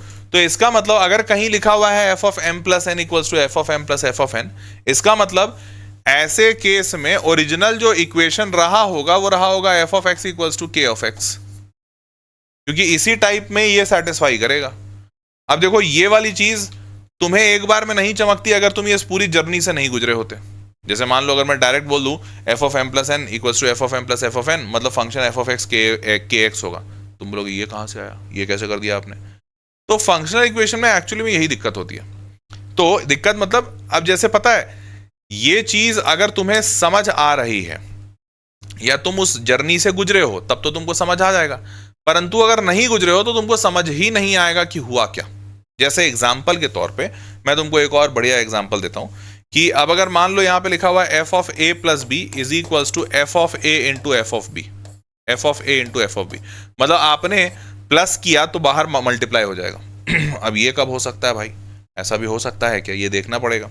तो ये तब होता है जब आपका कोई f of x जो है वो a to the power x के फॉर्मेट पे होता है। कैसे? अब अगर आप मान लीजिए f of x के जगह पे आप लिख दीजिए x प्लस वाई, तो आपका क्या हो जाएगा a to the power x plus y. तो इसका मतलब ये हो जाए, ये कह सकते हैं क्या a to the power x into a to the power y। तो तुमको नहीं लग रहा a to the power x is nothing but fx और a to the power y क्या होगा fy, तो fx इंटू fy। देख रहे हो? तो फंक्शनल इक्वेशन में यही पार्ट है कि भाई अगर आपने वो जर्नी देखी है तब तो आप बहुत जल्दी समझ जाएंगे, परंतु अगर आपने जर्नी नहीं देखी है तो आपको समझ ही नहीं आएगा। और एक्चुअली में ये फैक्ट है, मतलब मेरे को भी नहीं आएगा कोई अगर ऐसा फंक्शन आ जाए और मान लो कहीं पे कुछ दिया हुआ f x is equal to e to the power x sine x, अब उसका फंक्शनल इक्वेशन बना दे तो मेरे से भी नहीं सॉल्व होगा। मतलब मेरे को क्या पता कि वहाँ पे E to the power x sine X है कि E to the power X log X है, मेरे को नहीं पता होगा। तो ऐसी परिस्थितियां होती हैं। अब हालांकि ये पहले सवाल ऐसे काफी पूछे जाते थे जेडब्ल्यू में, जहां पर फंक्शनल इक्वेशन दे दिया और अब बच्चा सोच रहा है पता नहीं क्या लगाया होगा, कौन सा वाला फंक्शनल इक्वेशन होगा, मेरे को क्या पता। लेकिन अब धीरे धीरे जेई क्या कर रहा है, जेई भी समझ रहा है कि भाई ऐसे तो कोई सोच ही नहीं पाएगा, जो उसने सोच लिया वो तो यूनिक होगा ना एकदम। अब कोई वो सोच लिया तो बहुत किस्मत है, नहीं सोचा तो क्या करेगा। तो जेडब्ल्यू अब धीरे धीरे ऐसे सवालों की तरफ आगे बढ़ रहा है जहां बच्चा थोड़ा दिमाग लगा सके। तो ये जैसे ये सवाल है, अब इसमें आपको F of M plus F of N दे दिया ऑलरेडी। अब यहां पर तुमको अगर ये नहीं भी पता है कि ये इक्वेशन के ऑफ एम या के ऑफ एक्स के फॉर्मेट का है, तो भी तुम थोड़ा बहुत हाथ पैर मार के बना सकते हो। ठीक है, फंक्शनल इक्वेशन का मोटा मोटी मतलब समझ में आ गया। अब मैं सवाल दिखाता हूं कि बनेगा कैसे। तो देखो ध्यान से, अब जैसे कुछ स्टैंडर्ड फंक्शनल इक्वेशंस यहां दिए हुए, जैसे अभी मैंने जो बताया f of x plus y f x plus f y हो रहा है, मतलब के एक्स होगा। अब वैसे ही अगर ये f of x y multiply होकर वो बाहर में ऐड हो जा रहा है, तो इसका मतलब ये लॉग फंक्शन होता है। लॉग फंक्शन की प्रॉपर्टी होती है कि मल्टीप्लीकेशन को वो ऐड में बना देता है। वैसे ही अगर मल्टीप्लीकेशन को वो मल्टीप्लीकेशन में रखे तो ये तो सिंपल एक्स पे पावर एन होगा, परंतु ये ऐड को मल्टीप्लीकेशन में बना दे, ये ए टू द पावर एक्स का होता है। क्लियर है? तो ये कुछ स्टैंडर्ड है। अब जैसे उसी की तरह से मान लो लिखा हुआ है f of x into f of one by x, और ये is equals to f of x plus F of one by x हो जाए, तो ये पॉलिनोमियल फंक्शंस में होता है। अब इसके लिए अलग से सॉल्व करने का एक तरीका आता है, तो अभी दिखाऊंगा वो सवाल भी। चलिए अब एक सवाल देखते हैं, साल 2023 का है। क्या है, अब आपको वैसे ये भी बता दूं, फंक्शनल इक्वेशन थोड़ा कम पूछा जाता है क्योंकि जेडब्ल्यू को भी पता है बहुत कठिन होता है, तो बच्चों की हालत टाइट रहती है इसमें, तो इसलिए थोड़ा कम ही पूछते हैं। अब ये सवाल कहता है कि F x be a function such that f of x plus y equals to f x into f y. ठीक है, तो अपने को साफ समझ में आ रहा है कि F x into f y है, मतलब a to the power x के फॉर्मेट वाला है। चलिए, अब एक्स और वाई नेचुरल नंबर है, एफ ऑफ वन दिया हुआ है 3। ठीक बात। अब बोल रहा है कि अगर एफ ऑफ वन 3 है तो इसको सम करते जाएंगे, तो एफ ऑफ के को अगर 1 से लेकर n तक सम करेंगे और 3279 आ रहा है, तो बताइए फिर n क्या होगा। चलिए करते हैं। अब देखो एक बात सोचो, मान लेते हैं मेरे को नहीं पता कि ये a to the power x, मान लेते हैं मेरे को नहीं पता कि a to the power x equation होता है, ये तो अभी हमने देखा ना पीछे। मान लेते हैं तुमको पहली बार ये सवाल दिखा, तो मैं एज अ कॉमन सेंस वाला बंदा क्या करूंगा। तो मेरे को दिख रहा है एफ ऑफ वन 3 दिया हुआ है, अच्छा तो मैं ऐसा करूंगा x और y दोनों की वैल्यू 1 मानूंगा। तो जैसे ही 1 माना तो ये हो जाएगा एफ ऑफ 2, और एफ ऑफ 2 हुआ तो ये f of 1 into f of 1 हो जाएगा। F of 1 into f of 1 मतलब एफ ऑफ 1 का स्क्वायर। तो एफ ऑफ 1 का स्क्वायर, एफ ऑफ 1 क्या दिया हुआ है 3, तो अच्छा 3 का स्क्वायर। तो अच्छा एफ ऑफ 2 क्या आया, 3 का स्क्वायर आया। एफ ऑफ 1 क्या था, 3 पे पावर 1। तो अब यहाँ पे x और y 1 प्लस 2 लेते हैं, x को 1 ले लिया, y को 2 ले लिया, तो ये बन गया एफ ऑफ 3। अब एफ ऑफ 3 क्या होगा, F of 1 plus into f of 2, क्योंकि 1 प्लस 2 क्या है 1 इंटू 2। तो एफ ऑफ 1 क्या था 3, और एफ ऑफ 2 हमने अभी ऊपर निकाला 3 स्क्वायर, तो ये क्या हो जाएगा 3 इंटू 3 स्क्वायर। तो अच्छा मेरे को दिख गया 3 क्यूब। तो अब मेरे को पैटर्न समझ में आया क्या, अच्छा जो भी अंदर नंबर आ रहा है वो पावर में चला जा रहा है, और किसके पावर में, 3 के पावर में। मतलब एक बात पक्की है कि अगर एफ ऑफ एक्स होगा तो ये 3 पे पावर एक्स आ जाएगा। अब बस अगर आपको फंक्शनल इक्वेशन पता होगा तो आपको ये राम कहानी नहीं करनी पड़ेगी, बस इतना ही फायदा है। क्योंकि अगर फंक्शनल इक्वेशन तुमको पहले से पता है, तुम जानते हो कि यार ये फॉर्मेट किसका है, f of x is equals to a to the power x का, और आपको कहा जा रहा है 1 डालने पे ये 3 आ रहा है, तो 1 डालने पे 3 तो तभी आ सकता है ना जब ये ए टू द पावर 1 3, तो ए की वैल्यू 3 आ जाएगी। तो आपको ये एक लाइन में पता चल जाएगा अगर आपको बेसिक्स पता है तो। समझ गए, बस इतना ही अंतर है। क्लियर? चलिए अगर सबको समझ में आ रहा है बढ़े आगे। सबको समझ में आ रहा है भाई, कोई कुछ बोल क्यों नहीं रहा है? सबको समझ में आ रहा है? चैट बॉक्स में थोड़ा बता दो सबको क्लियर है, यस और no. JEE main second attempt के लिए दिख नहीं रहा चैट क्या लिखा है, सबको क्लियर है? के लिए लास्ट स्ट्रेटेजी हो सकता है क्या, प्लीज सर एक लास्ट सेपरेट वीडियो बना दो। अच्छा ठीक है बना देंगे, सबको क्लियर है। चलो अब आगे बढ़ते हैं। तो अब यहाँ पर समझ में आया 3 टू द पावर एक्स है, ठीक है। अब हमें क्या करना है, इसी को k1 से लेकर n तक करना है, मतलब 3 पे पावर 1 प्लस 3 पे पावर 2 प्लस 3 पे power 3 plus dot dot dot dot 3 पे पावर n, क्योंकि 1 से लेकर n तक गया सबका सम, और ये लिखा हुआ है 3279। एक बात बताओ, क्या तुम सारे लोग नहीं समझ रहे हो कि यार ये तो जीपी का सम है, ये तो जीपी का सम है। तो जीपी का सम सब कोई जानता है, a r to the power, यहाँ पे कॉमन रेशियो भी 3 है, r to the power n minus 1 बटा r माइनस 1, तो और ये हो गया 3279। अब तुम इसको काटा बेटी करके आंसर नहीं निकालोगे, 3 से इसको काटो तो 1093, इसको उधर भेजो तो अगर मैं गलत नहीं हूँ तो 93, 186 और 2000, 2186 आ रहा है। इसको अगर इधर से मल्टीप्लाई कर लें तो 2186 आ रहा है। ये हो गया 3 पे पावर n माइनस 1, इसको उधर भेजेंगे तो 3 पे power n is equals to 2187 आएगा। 2187 अगर मैं गलत नहीं हूँ तो 729 इंटू 9, 721 नहीं 29 729 होता है ना, 9 का क्यूब, हाँ 729 और ये 9 का क्यूब होता है, इससे एक और 3 ज़्यादा, नहीं 2187, हाँ 3 ज़्यादा, तो ठीक है ये 3 पे पावर 6 होता है, 9 का क्यूब 3 पे पावर 7 आ रहा है। तो यहाँ से आपको दिख रहा है n की वैल्यू 7 आ गई। क्या ये कठिन था? बिल्कुल नहीं था। 3 पे पावर n इक्वल्स टू 2187। बस स्टार्टिंग के सोचने में जो भी आपको थोड़ी कठिनाई लगे, दैट वाज द ओनली कठिनाई, उसके बाद तो बहुत आसान था। तो बस यही वाला पार्ट सोचना होता है, ठीक है। फंक्शनल इक्वेशन में बस यही है ये पार्ट। और अब धीरे धीरे आईआईटी क्या कर रहा है, ऐसा ही सवाल सेट करता है कि बच्चे को अगर नहीं भी याद है तो वो खोज खाज के निकाल लेगा। क्लियर, समझ गए? चलिए भाई आगे बढ़ते हैं। अगला सवाल कहता है 2x to the power n plus lambda, lambda real number है और n जो है वो नेचुरल नंबर है। तो f ऑफ 133 है और f ऑफ 5 255 है। तो then the sum of all positive integer divisor of f of 3 minus f of 3। क्या ये कुछ गलत लिखा हुआ है? तो चलो गलत भी लिखा हुआ है तो ये नहीं सॉल्व कर पाएंगे, बट मैं तरीका दिखा देता हूँ कि फंक्शन अगर एक बार मिल जाए तो आगे का काम तो बहुत आसान होता है, जैसे पिछले सवाल में भी था। अब देखो यहाँ पर आईआईटी ने सवाल ऐसा सेट किया कि आपको इक्वेशन मिल जाएगा। देखो दो अननोन है, एक n और एक लेमडा, और इसीलिए आपको दो इक्वेशन दी गई है ना।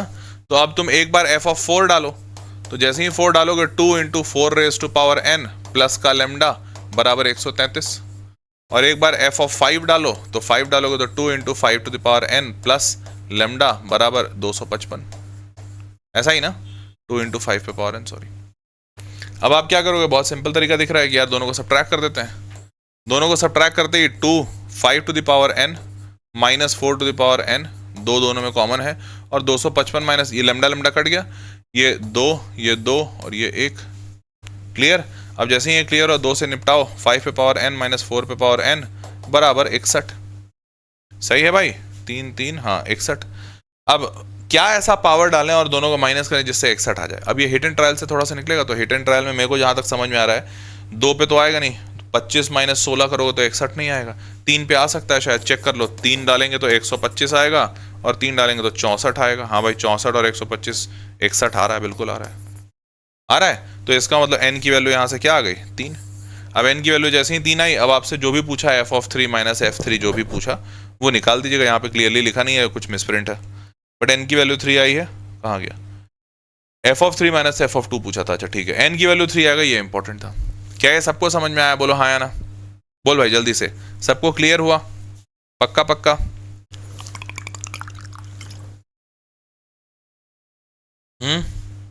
चलो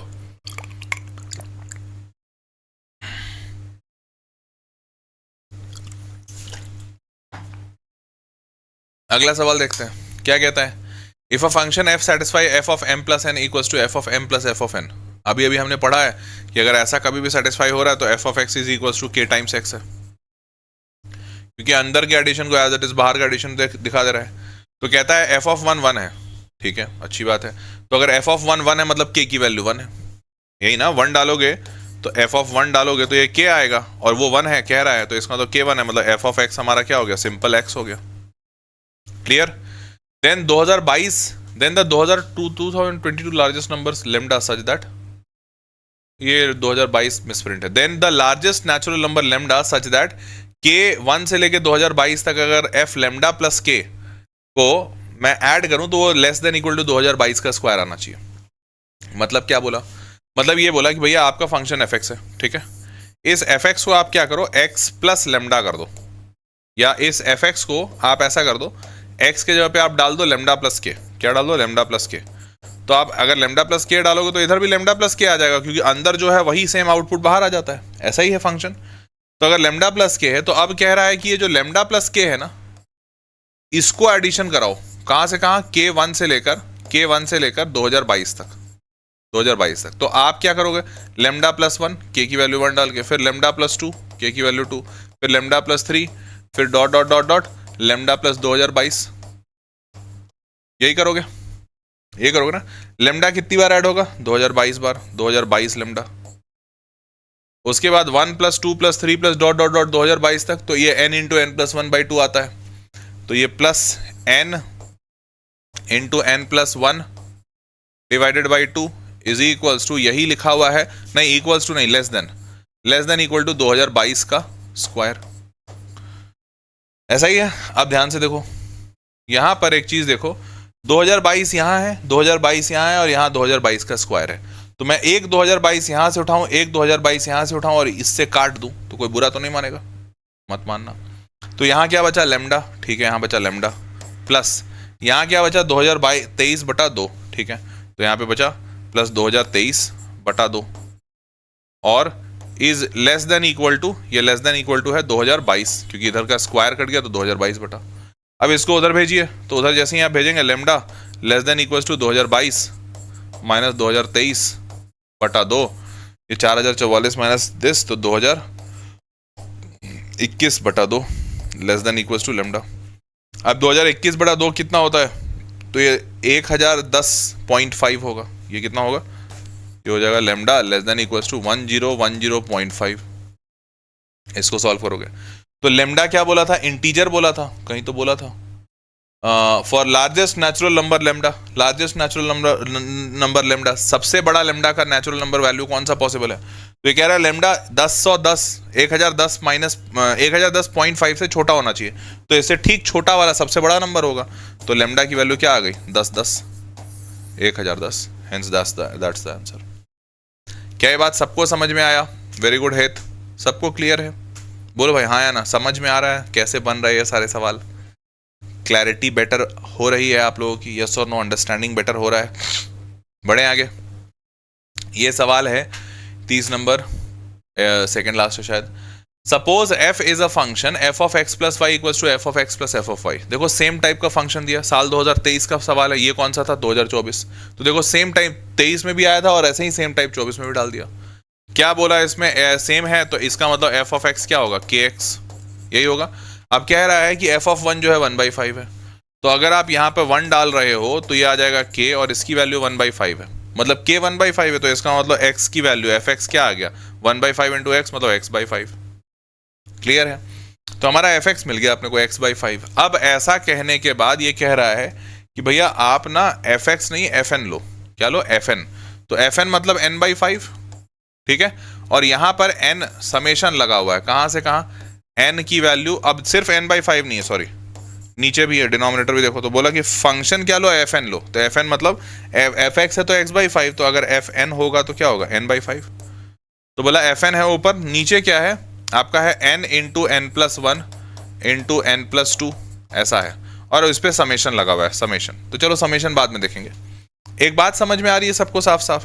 क्या भाई बात सबको साफ ये समझ में आ रही है कि भैया ये n और ये n निपट गया, और ये 1/5 को अगर मैं बाहर कर दूं, क्योंकि ऐसे भी कांस्टेंट बाहर हो सकता है, तो अगर 1/5 को बाहर रख दूं तो अंदर समेशन है, और ये है 1/n + 1 इंटू n + 2। अब क्या तुम सारे लोग जानते हो कि ये क्या कहते हैं, सीरीज बन जाएगा vn मेथड sn मेथड जैसा, और ये दोनों माइनस होगा। मतलब कैसे? इसको मैं ऐसा लिख सकता हूँ क्या? 1/n + 1 minus 1/n + 2, telescopic series. ये इधर अगर n + 2 को इधर भेजते हो और n + 1 को इधर भेजते हो, तो ऊपर सॉल्व करके देखो न्यूमरेटर 1 आ रहा होगा, एलसीएम लेके देखो। तो अगर न्यूमरेटर 1 आ जा रहा है और डिनोमिनेटर में क्या होगा? इन दोनों का मल्टीप्लिकेशन, वही एलसीएम बनेगा। तो तुमको नहीं लग रहा कि अच्छा ये सेम चीज को ऐसे लिखा जा सकता है? क्योंकि यही सेम आएगा, करके देखो ऐड सब्ट्रैक्ट।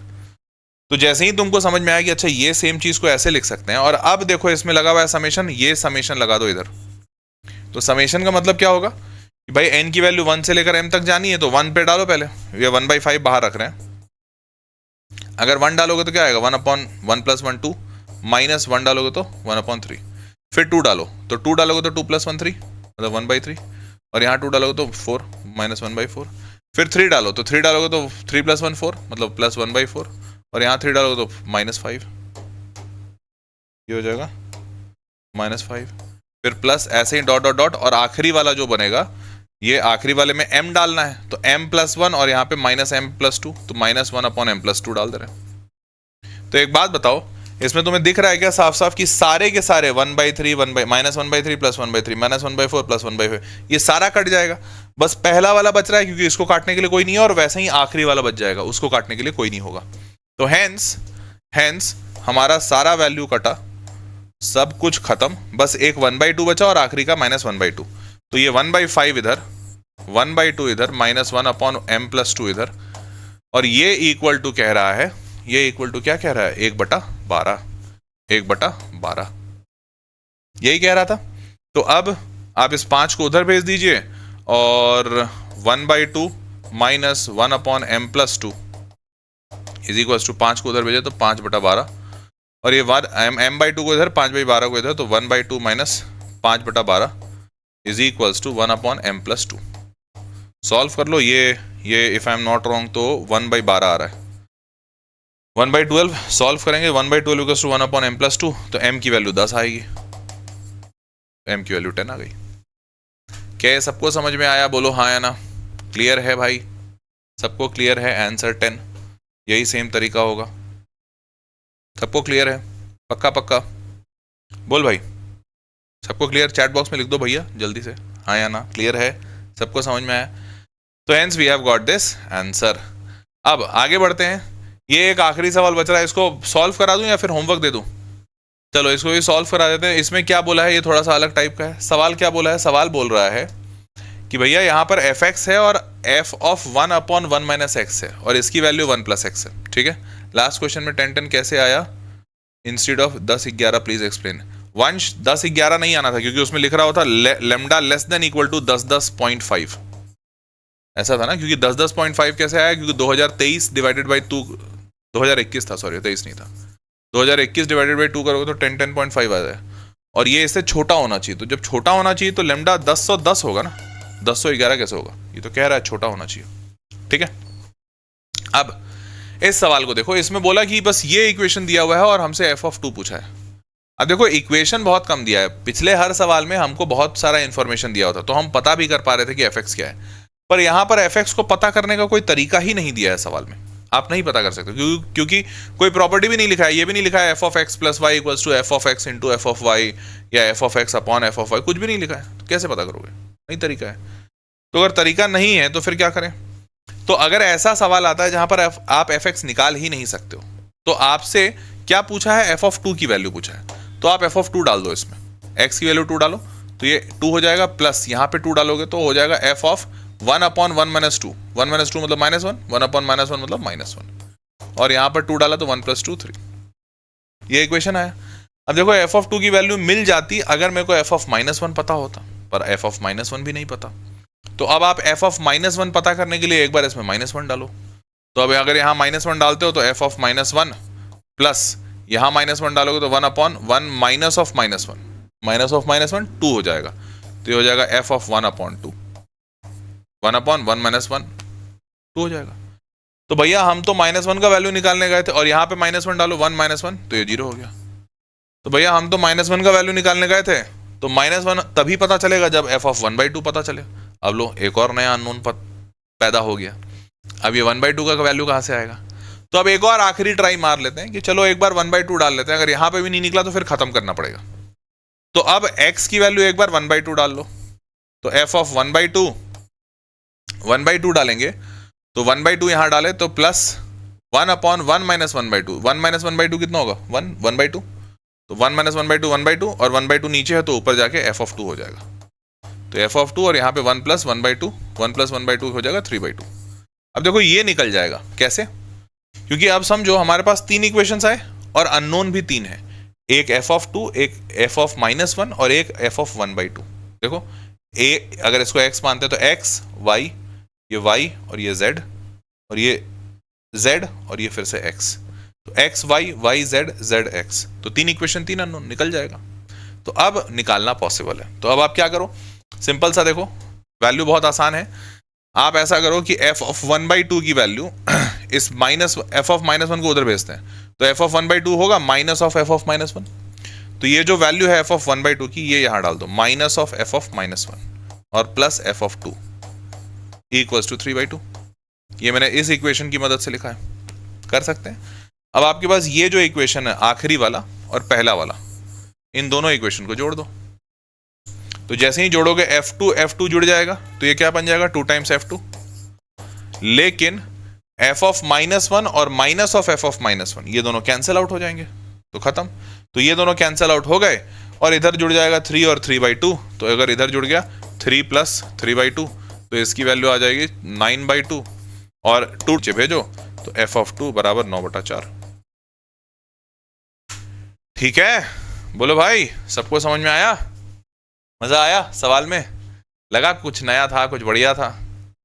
चलिए जी, तो देवियों और सज्जनों, आज का यह सेशन होता है यहीं पे समाप्त, और उम्मीद करता हूं कि आपको ये सातों टाइप समझ में आए होंगे।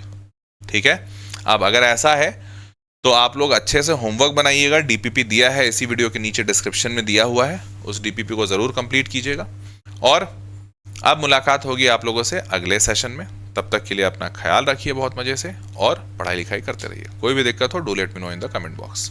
ठीक है, मिलते हैं अगले वीडियो में। Take care, bye bye, good night.